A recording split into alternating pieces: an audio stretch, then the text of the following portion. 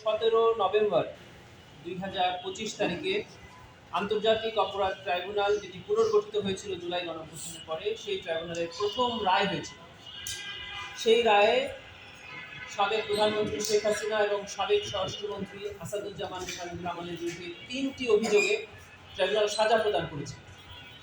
তার মধ্যে প্রথম অভিযোগে ট্রাইব্যুনাল এই দুই আসামির বিরুদ্ধে আমৃত্যু কারাদণ্ডের আদেশ প্রদান করেছিলেন, আর বাকি দুটি অভিযোগ একত্রিত করে ট্রাইব্যুনাল তাদের বিরুদ্ধে মৃত্যুদণ্ডের রায় প্রদান করেছে। প্রসিকিউশনের পক্ষ থেকে সাবেক প্রধানমন্ত্রী শেখ হাসিনা এবং আসাদুজ্জামান খান কামালের বিরুদ্ধে প্রদত্ত সেই আমৃত্যু কারাদণ্ডকে মৃত্যুদণ্ডে পরিণত করার জন্য আপিল বিভাগে, অর্থাৎ সুপ্রিম কোর্টের আপিল বিভাগে একটি আপিল দায়ের করা হয়েছে।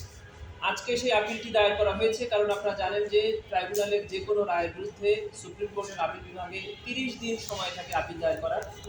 17 তারিখ ছিল এই শেষ দিন। আমরা আজকে আপিল বিভাগে সাবেক প্রধানমন্ত্রী শেখ হাসিনা, সাবেক স্বরাষ্ট্রমন্ত্রী আসাদুজ্জামান খান কামালের মৃত্যুদণ্ড চেয়ে, অর্থাৎ আমৃত্যু কারাদণ্ডকে মৃত্যুদণ্ডে উন্নীত করার জন্য, ইনহ্যান্স করার জন্য আমরা আপিল দায়ের করেছি 8টি গ্রাউন্ডে। আমরা আমাদের মেমো অফ অ্যাপিলে 8টি গ্রাউন্ড এনেছি। তার মধ্যে প্রথম গ্রাউন্ড হলো যে আন্তর্জাতিক অপরাধ ট্রাইব্যুনাল আইন 1973-এ যে রায়ের যে শাস্তির কথা বলা আছে তার প্রথমেই ডেথ পেনাল্টি দিয়ে বর্ণনা করা আছে, তারপরে গ্র্যাভিটি অফ দি অফেন্সের কথা বলা আছে। যেহেতু আইনে একটি শাস্তি প্রেসক্রাইব করা আছে, এজন্য ডেথ পেনাল্টি তারা সকল চার্জেই পাওয়ার যোগ্য। এটা আমাদের প্রথম গ্রাউন্ড ছিল।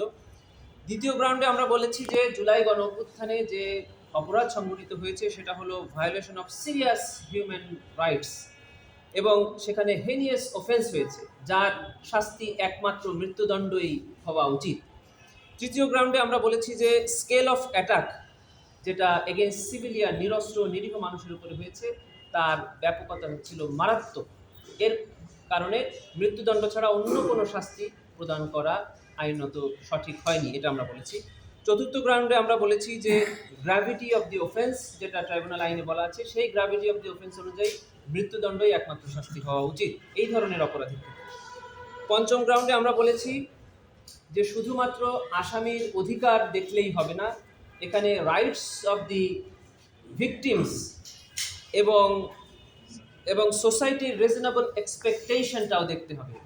একটা সমাজ এই ধরনের অপরাধের কী ধরনের শাস্তি প্রত্যাশা করে এবং ভবিষ্যতে এই ধরনের অপরাধ প্রবণতা বন্ধ করার জন্য আদালত কর্তৃক কী ধরনের শাস্তি প্রাপ্ত হলে বা প্রদত্ত হলে সমাজ এই ধরনের অপরাধ থেকে মুক্ত হবে, সেই সোশ্যাল এক্সপেকটেশনটাও আদালতের দেখা উচিত ছিল, অর্থাৎ মৃত্যুদণ্ড প্রদান করা উচিত ছিল।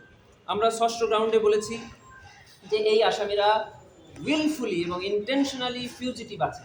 তারা জানছেন যে তাদের বিরুদ্ধে এই ট্রাইব্যুনালে মামলা চলছে, সাজা হচ্ছে, অ্যাপিলের মেয়াদ 3 দিন, এগুলো জেনেই তারা নিজেদেরকে পলাতক রেখেছেন এবং পলাতক থেকে বিভিন্ন ট্রায়ালে বাধা প্রদান করার জন্য বিভিন্ন বক্তব্য, বিবৃতি প্রদান করে যাচ্ছেন। এই ধরনের আচরণের ক্ষেত্রে তাদের শাস্তি প্রদানের ক্ষেত্রে লেইন অ্যান্ড ভিউ নেওয়ার কোনো সুযোগ নেই। এবং শেষ আর্গুমেন্ট হিসাবে আমরা বলেছি যে এই আসামিদের প্ররোচনা এবং ইনস্ট্রাকশন এবং অর্ডারে যে ধরনের কিলিং হয়েছে, এই কিলিংগুলো হলো পৈশাচিক কিলিং। তাদের নির্দেশে এই যে সারা দেশে 1400-এর অধিক শহীদ হয়েছে, 25,000-এর অধিক আহত হয়েছে, এবং এই চার্জ 1-এ আবু সাইদ, যিনি এই জুলাই গণঅভ্যুত্থানের পাইনিয়ার ছিলেন, আবু সাইদের হত্যাকাণ্ডটিও জড়িত। অতএব চার্জ 1-এ তাদের জন্য মৃত্যুদণ্ডটাই ছিল ন্যায় বিচার, সেটি যেহেতু ট্রাইব্যুনাল দেননি, এই সকল গ্রাউন্ড উল্লেখ করে আমরা আপিল বিভাগে তাদের মৃত্যুদণ্ড চেয়ে আপিল দায়ের করেছি। শুনানি কবে হবে? আপনারা জানেন যে আন্তর্জাতিক অপরাধ ট্রাইব্যুনাল আইনের 21 ধারা মোতাবেক আপিল দায়ের করা এটা অ্যাজ অফ রাইট। অতএব যেখানে অ্যাজ অফ রাইট আপিল দায়ের করা হয় সেখানে শুনানির প্রয়োজন হয় না, এটা দায়ের করা মানেই আপিল গৃহীত হয়েছে মর্মে ধরে নেওয়া হয়। আপিল নিষ্পত্তির জন্য একটা শুনানি হবে, তার জন্য আমাদের আইনে পরিষ্কার করে বলে দেওয়া আছে যে 60 দিনের মধ্যে এই আপিলটি নিষ্পত্তি করতে হবে।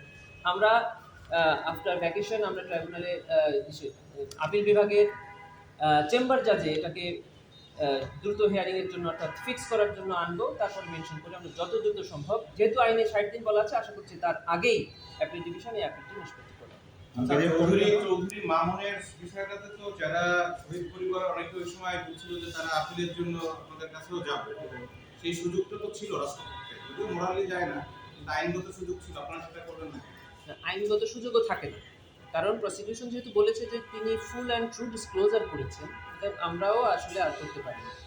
তবে যদি এখানে যে পক্ষদেরকে আপিল করার সুযোগ আছে তারা চাইলে আপিল করতে পারতেন, আমার জানা মতে এখনো কোনো আপিল হয়নি। আপনি একটা সামাজিক প্রত্যাশার কথা বলেছেন যে সামাজিক প্রত্যাশা কিভাবে পরিমাপ করা হয় আইনের দৃষ্টিতে। আরেকটা হচ্ছে যে জুলাইয়ে যারা সরাসরি যোদ্ধা ছিলেন তারাও চৌধুরী আব্দুল্লাহ মামুনের মৃত্যুদণ্ড চেয়েছেন, সেটাও তাদের একটা বড় প্রত্যাশা ছিল, সেটা কিভাবে আপনারা মিটাস করবেন? না, প্রসিকিউশনের কাছে এই ধরনের আপিল দায়ের করার জন্য কেউ এখনো আসেননি।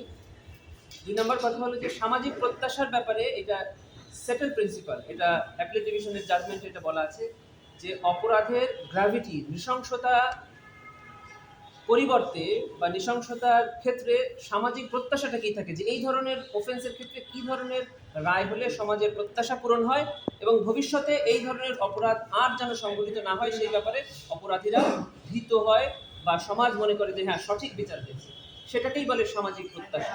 সেটাও আমরা একটা গ্রাউন্ড নিয়েছি।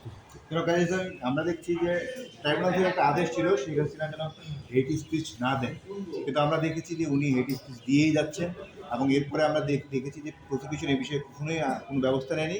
শুধু শেখ হাসিনা নয়, এই জুলাই যে বিচার হচ্ছে এটা নিয়ে সবাই অনেকেই হেট স্পিচ দিচ্ছেন। আপনারা কি প্রসিকিউশন কি এই স্ট্যান্ড থেকে পিছিয়ে গেল কিনা যে আমরা আর এটা নিয়ে কোনো রকম যাবো না কোনো আদালতে? আমরা এই ধরনের বিষয় কগনিজেন্সে আনার আগে চিন্তা করি যে কে দিচ্ছেন এই ধরনের বক্তব্য এবং তার বক্তব্যে কী ধরনের ইম্প্যাক্ট সোসাইটিতে পড়ে বা আমাদের ট্রায়াল উপরে পড়ে। যেমন আপনারা দেখেছেন কিছুদিন আগে একজন সিনিয়র আইনজীবী জনাব ফজলুর রহমান সাহেব, তিনি এই ধরনের বক্তব্য দিয়েছেন, আমরা ট্রাইব্যুনালের নজরে এনেছি, ট্রাইব্যুনাল সেটাকে কগনিজেন্সে নিয়েছেন, উনি এসে ক্ষমা চেয়েছেন, ওনার ক্ষমা ট্রাইব্যুনাল গ্রহণ করেছে। এরকম যখন যেটাকে আমরা মনে করবো যে হ্যাঁ এটা আমাদের বিচার ব্যবস্থাকে বাধাগ্রস্ত করছে বা দেশের আইন বিচারকে ক্ষতিগ্রস্ত করছে, তখন আমরা ক্রমান্বয়ে নিয়ে সবগুলোকে আনলে এটা আবার শেখ হাসিনা যেগুলো দিচ্ছে লেটেস্ট, শেখ হাসিনা যেগুলো দিচ্ছে সে তো আমাদের সামনে নেই এবং শেখ হাসিনার এই জুলাই গণঅভ্যুত্থানের ট্রায়ালটাও এখন ট্রাইব্যুনালে নেই, অর্থাৎ ওই ট্রাইব্যুনালে নিতে পারে না। ওনার যে ট্রায়ালগুলো চলমান আছে সেক্ষেত্রে যদি উনি কোনো কথা বলেন তাহলে ট্রাইব্যুনালের সামনে আমরা অবশ্যই আনবো। আপনারা যে আপিলটা করেছেন এটি নিষ্পত্তি হয়ে যাওয়ার পরে কি যারা আসামি আছেন তাদের আর কোনো সুযোগ থাকবে আপিল করার আইনের? না, আর কোনো সুযোগ থাকবে না। যদি কোনো আসামি রায় প্রদানের 30 দিনের মধ্যে গ্রেফতার হয় অথবা সারেন্ডার করে, তবেই কেবল তারা আপিল বিভাগে আপিল করতে পারে, আর কোনো আপিলের সুযোগ নেই। অন্য একটা মামলা প্রসঙ্গে জানতে চাই, সেটা হচ্ছে শেখ হাসিনার বিরুদ্ধে এরই মধ্যে গুমের 2টো মামলার বিচারটা চলছে এবং এই যারা অভিযোগ তারা হচ্ছে গুমের শিকার হয়ে এসে জীবিত এসে তারা অভিযোগ করেছেন, কিন্তু যেসব গুমের এখনো কোনো হদিস পাওয়া যায়নি, মারা গেছে, এই সমস্ত গুমের বিষয়ে আলাদা মামলা হবে বা সেরকম প্রসেসিং চলছে কি? জি, দেখেন এটা একটা প্রসিকিউশনের স্ট্র্যাটেজি, এটা চিফ প্রসিকিউটর মহোদয় নির্ধারণ করেন যে কোন মামলাটি তিনি আগে নিয়ে আসবেন। যদিও অপরাধের গ্র্যাভিটির চিন্তা করলে যারা ফিরে আসেনি তারা এবং তাদের যে আত্মীয় স্বজনের এই যে ক্ষতি, তারা হলো রিয়েল ভিকটিম, এগুলো অফেন্সের ক্ষেত্রে বেশি হেনিয়াস। কিন্তু আমরা এগুলো কেন নিয়ে এসেছি? কারণ প্রমাণের ক্ষেত্রে যারা ফিরে এসেছেন এই ভিকটিমরা নিজেরাই এই ট্রাইব্যুনালে সাক্ষী হচ্ছেন বা হয়েছেন, এটা প্রমাণ করার জন্য এবং আইন শুদ্ধ, যার কারণে আমরা এটা নিয়ে এসেছি। আর যারা ফিরে আসেনি তাদের তদন্ত চলছে, এগুলোও প্রমাণ আছে। আমরা একটু লাইভে আছি।